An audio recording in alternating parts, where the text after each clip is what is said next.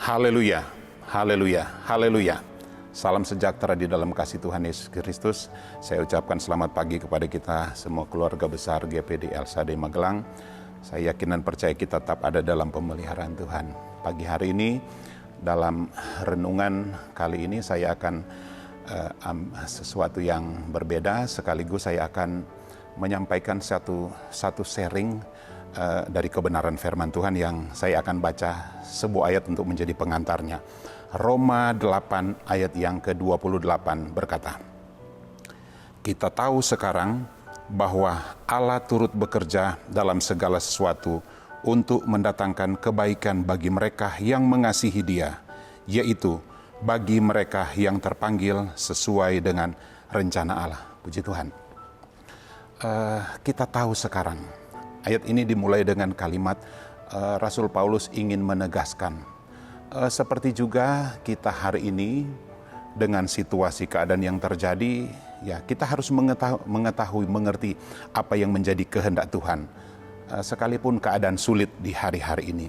Bapak Ibu, saudara-saudari yang dikasihi oleh Tuhan, pagi hari ini saya akan sharingkan tentang hikmah apa yang bagi saya, bagi kami keluarga, khususnya ketika ada dalam satu situasi yang kita kenal dengan tagar stay at home. Jadi ini pengalaman rohani yang kami dapatkan dalam keluarga dan rumah tangga kami. Ada dua pengalaman yang selama ini yang saya garis bawahi yang terjadi dalam keluarga kami selama kita tinggal di rumah, berdiam di rumah.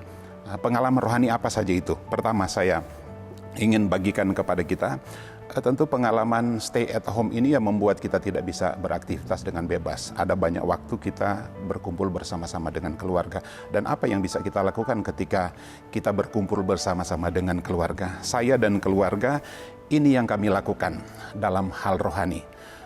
Kami punya banyak waktu untuk berdoa bersama-sama.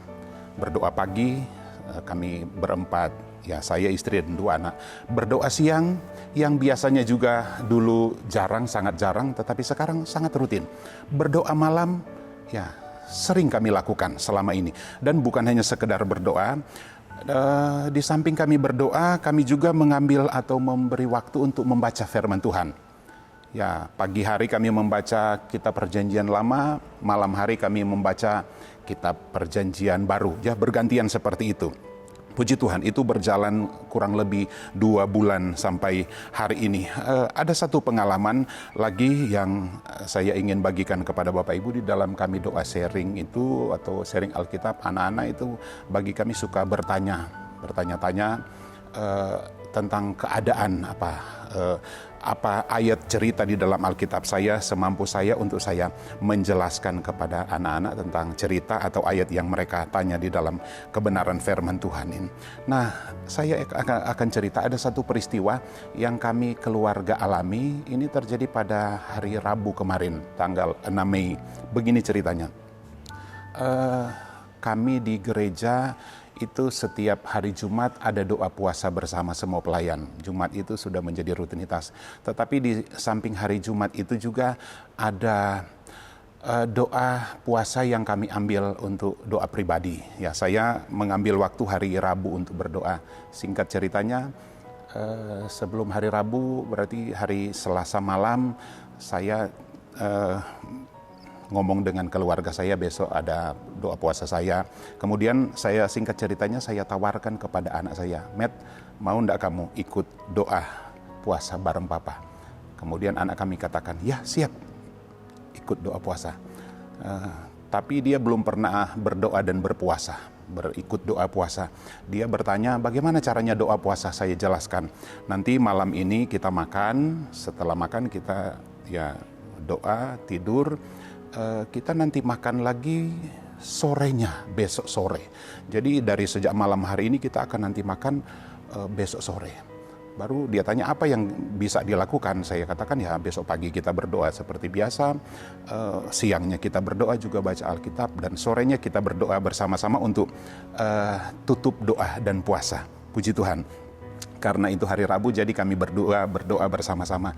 Pagi harinya ketika kami mau berdoa, saya bilang sama anak saya nasihati, khusus dia begini, ini doa dan puasa berbeda dengan doa yang biasa kita lakukan. Dia tanya kenapa? Bedanya apa? Saya bilang kalau doa dan puasa kita dilarang untuk meminta kepada Tuhan. Doa dan puasa kita punya tujuan untuk menyenangkan hati Tuhan. Jadi doa dan puasa itu untuk menyenangkan hati Tuhan, menyembah Dia, memuji, mengagungkan Dia, meninggikan Dia. Itu tujuan doa, kita melakukan doa dan puasa. Jadi tidak seperti biasa kita berdoa, minta ini, minta itu. Tapi kalau doa dan puasa kita menyembah. Singkat ceritanya, siang hari itu kami berdoa bersama-sama. Saya mengajak anak saya ini, Matthew ini, untuk berdoa. Dan kami sama-sama yang menikmati hadirat Tuhan, hanya menyembah Tuhan. Cukup lama kami ambil waktu berdoa. Selesai berdoa siang hari itu, kami mengakhiri doa siang, kembali ke aktivitas seperti semula. Saya membuka HP saya dan saya melihat ada panggilan, tapi karena waktu itu sementara berdoa, ya jelas saya tidak bisa menjawab panggilan itu. Kemudian saya baca ada WA berkata, saya dari salah satu asisten perusahaan ini ingin ketemu dengan Pak Jerry. Saya bilang siap, saya bisa ketemu. Kami sepakati jam tersebut untuk kami ketemu dan kami bertemu di gereja ini. Singkat ceritanya dalam pertemuan kami itu asisten dari salah satu perusahaan ini berkata begini, ada titipan dari pimpinan kami untuk Pak Jerry. Berkat, puji Tuhan, saya bersyukur kepada Tuhan. Saya terima itu dan saya pulang ke rumah. Tanpa terasa sudah sore hari untuk kami melakukan doa bersama untuk tutup puasa. Dan kami berdoa lagi bersama-sama. Khususnya dengan anak saya ini kami berdoa bersama-sama.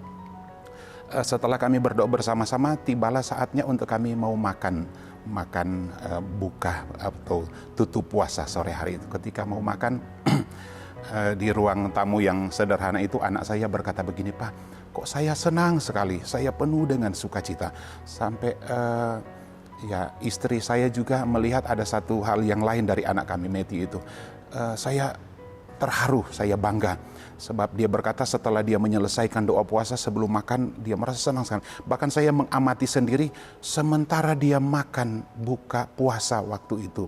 Atau kami selesai mengadakan doa puasa, dia tersenyum terus. Saya lebih terkagum-kagum. Saya bilang sama anak saya dan mereka yang ada di rumah itu, saya bilang, inilah sukacita yang dikerjakan oleh Roh Kudus. Saya bangga kepada anak kami ini sebab di saat kami berdoa rutin dan ketika dia berdoa, memimpin doa kami berdoa bersyafaat, saya selalu ingat bahwa di sela-sela doanya dia selalu berkata begini, Tuhan, penuhkan kami dengan kuasa Roh Kudus-Mu. Dan saya melihat itu pengalaman di mana dia dipenuhkan dengan Roh Kudus, dia bersuka cita, dia tersenyum, sementara dia makan dia kok senyum, senang sekali. Dan saya bisa merasakan betapa Tuhan baik dalam kehidupan kami, khususnya anak kami ini. Dan karena sukacitanya itu, kami sepanjang hari itu mengadakan doa dan puasa. Saya sudah bilang sama dia, kita tidak meminta apa-apa, tetapi justru kita akan memberi pujian kepada Tuhan. Tuhan sudah mengerjakan hal yang luar biasa. Dan saat itu juga saya bilang begini, Matthew, Tuhan bukan hanya memberi sukacita kepada kita, tetapi siang tadi Papa bertemu dengan seseorang dan memberi berkat kepada kita. Saya tunjukkan di depannya berkat yang diberikan. Dia berkata begini, Pak, kok bisa ya? Padahal kita kan tidak meminta apa-apa. Saya suruh mengeja termasuk ayat yang akan saya baca. Di dalam Filipi pasal 4 ayat yang ke-19 berkata begini, Allahku akan memenuhi segala keperluanmu menurut kekayaan dan kemuliaannya. Jadi kita cuma hanya datang menyembah Tuhan, menyenangkan hati Tuhan. Apa yang menjadi kebutuhan dan keperluan kita, Allahku akan memenuhi segala keperluan. Dan dikatakan menurut kekayaan. Wah, ini kekayaannya Tuhan luar biasa. Dan kemuliaan. Jadi kalau kita dapat berkat, itu kekayaan yang Tuhan beri bagi kita. Dan jangan lupa, kita mempermuliakan Tuhan melalui apa yang Tuhan beri bagi kita. Saya juga suruh mengeja sama anak saya bilang, Matt, ikuti Papa. Efesus 3 ayat 20, dia ikuti.